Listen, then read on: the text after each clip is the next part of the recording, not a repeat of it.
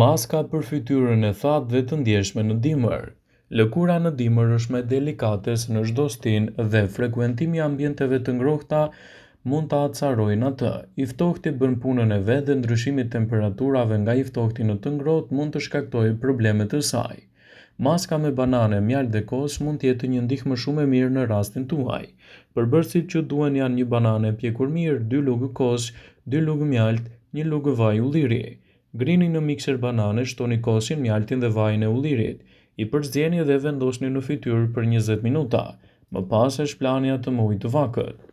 Maska me miell, qumësht dhe mjalt. Përbërësit që duhen janë 1 lugë miell të bardhë, 1 lugë me qumësht, 1 lugë me mjalt.